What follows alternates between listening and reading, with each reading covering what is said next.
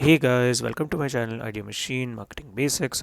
Today we're going to go over chapter 3.4 Mergers, Joint Ventures, and Strategic Alliances. Before we proceed, do remember that marketing is a contest for people's attention. To quickly go over mergers and takeovers, we'll just look at why are mergers and takeovers a popular mean for any business extension and how, like most popular means for business extension, they also have their pros and cons. Mergers and takeovers are traditionally integrations which are aimed at increasing efficiency and profitability for any business. This can be a small business trying to breach across different markets, or this can be a bigger business which is trying to venture across into another country or tap into a new target market. As any traditional means of business extension, like I said before, they do have their pros and cons. Some of the pros of mergers and takeovers are that you can share research facilities with a larger supplier if you have one of them to collaborate with. You can leverage economies of scale, which allows you to expand your business even further. You can consolidate your marketing and distribution channels based on how big the partner you are partnering with is logistically how huge they are, and reducing duplication and costs, which is something that a small business can really benefit from. Some cons of mergers and takeovers is that there is often lack of synergy because two organizations are combining their efforts together. There is less shareholder value and profit sharing for both businesses, again, because there is more players on the table at this time. Ineffective management in some cases, where let's say there is one company that has a larger input or a larger stake in the merger, then it becomes extremely difficult for the smaller company to make any decisions. And rapid unmanageable growth, which is often caused by heavy expansion which cannot be handled by both the companies at certain times. To quickly go over the next part of the chapter, we'll talk about joint ventures and strategic alliances. Traditionally, a company can approach JV or strategic alliances when they want to maintain their independence without changing their ownership. Some of the benefits of strategic alliances are, or there are some examples that we can quickly go through.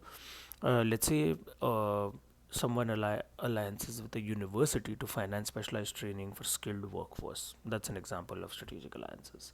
Collaboration with a supplier to design and produce components for new products. This way, you'll end up cutting costs because you're directly collaborating with the supplier. And partnerships with competitor to mitigate risk in entering new market. This can be, let's say, Starbucks entering India and partnering with Tata because Tata has the expertise that you need to survive in the Indian market, and Starbucks is at the end of the day a foreign brand. Some benefits of strategic alliances can be that mutual benefits for both participating businesses and organizations, which essentially means expansion, more profits, and larger growth. Alliances are often dissolved after achieving objectives, which is another good way that you essentially tie up, achieve the goal that you want to achieve together, which in Starbucks case was entering the Indian market and getting their foothold. Now, even if they do part ways with Tata, it's still fine because they are still there in the Indian market and people know their brand. And success relies on combining different skills and strength to reach planned goals. The main thing is that both the companies have different expertises which they can put to work and then become a larger profitable investment versus being individual and struggling through the market. The last part of our chapter is rapid expansion.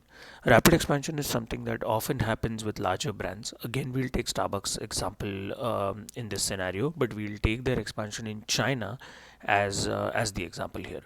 So when Starbucks wanted to rapidly expand into China and capitalize on the whole taste of coffee that China was getting a flavor for, and with China's population, they definitely want to be in that market, right? The one thing that they did was that they neglected integrating with local cafe businesses. Again, in India too, when Starbucks entered, they had to make sure that there are flavors that the Indian palate kind of desires are available with them. For example, chai is a big thing, so chai is integrated into their menu. So it is a similar process in China, where the biggest challenge that they faced was McDonald's was always supposedly higher than them, and also Starbucks was deemed as expensive by people, and therefore people were questioning it, like, why am I paying so much for my coffee when I can get it in McDonald's for, let's say, much cheaper or half the price. Starbucks came back justifying that China requires them to have higher operating costs and a substantial investment, because of which it is difficult for them to keep the coffee low priced, or as McDonald's is a centrally provided logistical system, they could not match those costs. The solution that they arrived with was a strategic alliance with Nestle, which is primarily very heavy in the Chinese market and allowed them the global distribution of Starbucks products for at-home coffee market. This way, what enabled them was they could be in the market, they could reach the Chinese audience that they wanted to, and they can also cater to the at-home coffee market with their products. And this strategic alliance helped not only Starbucks but also Nestle to expand their logistical network. Thank you so much for watching. Don't forget to like, share, and subscribe my channel Idea Machine, and don't forget to check us out on Instagram for short form content as well at Idea Machine 09.